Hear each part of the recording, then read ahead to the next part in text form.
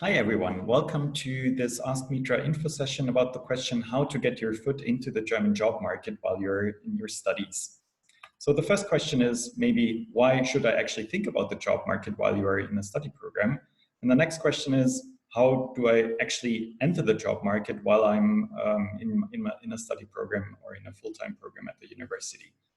Coming to the first question, why should you think about that? I mean, why is it important to think about the job market if you are still in your studies, even if it's at the beginning of your studies? I think in Germany, the practical experience is extremely valued with future employers. So they want to see that you've gained some experience, that you are interested in working somewhere, in being part of a team, contributing to a company, and so on. So practical experience is a part of the game in the German job market. That's not something you have to understand.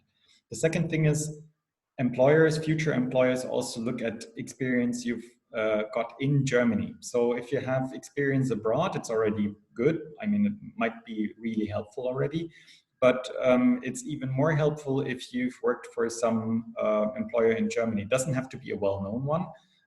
It can be a smaller company or a smaller institution. But I think to understand the cultural differences in teams and working together, German work culture, understanding processes, and so on, I think that you can only gain through practical experience in a German institution or company. The third point is that if you already work for somebody or you've worked for somebody in the past during your studies, they already know you. You know maybe the person who decides if you get a job or if you don't get a job. You know people, relevant people in the team. You know how a company works. So I think that's always helpful. You have a relationship with the company you did an internship with, or you got some experience with, and I think that's really helpful in an application process. And the last point, and I think that's also really crucial, you also know what you are signing up for. So sometimes you apply for a job and you don't even know, do I like this employer? Do I like the kind of work that they're doing there? Do I like the team, and so on? So I think also in this respect, it's quite helpful if you gain some experience in a company or institution during your studies, so that when you apply later for jobs, you know what you're getting into. So how can you do that? I mean, what are the options you have while you are in a full-time study program? So there are three options basically. You can do a full-time internship, you can be a part-time working student, or you can write your thesis with a company or institution. Now let's go into the first possibility, internship. So usually that is full-time, as I said. That means like 40 hours per week. Regularly, internships are 3 to 6 months. Sometimes there are 12 months, but shorter than 3 months is normally not done, because it takes some time until you can actually start contributing to the work. So I think most companies and institutions prefer 3 to 6 months. There's a major difference if you are doing a mandatory internship in your studies program or if you do a voluntary internship. So with mandatory internships, the company or institution doesn't have to provide any remuneration for your work. So maybe you don't get paid, or you only get paid a little. If you're doing a voluntary internship, remuneration is required if you do it for more than 3 months. So if you get an internship, a voluntary internship for 6 months, they will have to pay you after 3 months for the full time. So even the 3 months at the beginning you were not paid for would be paid later on if you stay longer. Many companies in Germany do pay their interns nowadays. It used to be different a few years ago. But still not everybody pays interns. So it might be that you need to put aside some money to actually do an internship, which sounds a little bit paradoxic, but I think the work experience is worth it. So maybe you should consider it as some kind of investment into your professional career. The benefits of an internship is that you get the full professional orientation. I think if you work somewhere for 6 months, you really know what's going on. You've met everybody, you've performed some tasks, maybe you could have you could already finish some projects. So the employer sees what skills you have, and maybe they consider you for future employment as well.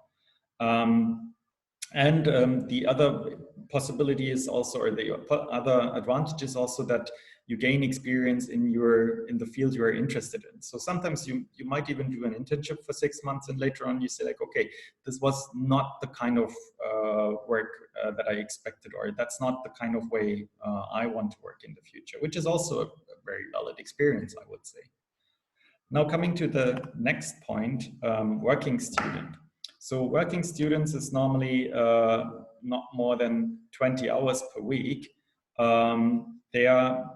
They are paid because they're a student job, so to say. The advantages are that you don't have to take a semester off, so you do it part-time. You earn money while you're doing it, so it can be a source of income for you. You get some professional orientation. It can be longer than 3 or 6 months, so it can be for maybe even your full study program that you work with a company. Again, you have the opportunity to show to the employer what your skills are, if you're a team player, and so on. It gets more likely that the company considers you for future employment if you were successful in your working student time. And again, it can also be really interesting to gain some experience in the professional field you're interested in. And sometimes even if you say like, okay, I'm looking for a part-time job, it's not necessarily in the field I plan to be working in later on. Sometimes it changes. You do a part-time student job, you work as a working student, and you realize, oh, I never thought this field is really interesting to me, but then it turns out that it's exactly what you want to do, and you really like it, and you stay on, so to say. So that is another possible outcome of this kind of work experience. Then the third point is writing your thesis with a company. That's not possible with all kinds of companies or institutions. You have to see who provides this option and who doesn't. Maybe you should ask at your institution where you do your studies program if they have any collaboration with companies where you can write your thesis. This can be connected to an internship or working student job, or it can be independently from that. So normally it works like that. You define a topic that is a research topic that is of interest for the company you're doing the thesis with. They provide you with a set of data or with some process you should have a look at, analyze that, see what you can improve or can be improved from the company side. And then with the results of the thesis, they have a benefit and you have a benefit. So they benefit because they have somebody doing some research on their work and on any improvements, and you have the benefit that you get to know the company. So that's why it's also maybe helpful to do that in connection to an internship or a part-time job, because then you already have an understanding of how the company works, and it will be easier for you to analyze the setup. The benefits of this type of work experience during your studies is that you don't have to take a semester off. You do it because you have to do a thesis anyway. So in many study programs, the last semester will be dedicated to your thesis. You are able to transfer the knowledge you acquired in your study program to a practical setting. I think that's a very interesting part of the whole thesis writing possibility. And yeah, you basically understand that, okay, there is a practical application to what I've learned in my studies. And again, I mean, that has been the same for all three options. You can show your skills to the company in a different way. So maybe you are not part of the team, but you provided some interesting, insightful analysis of a certain part of the company or the processes in the company.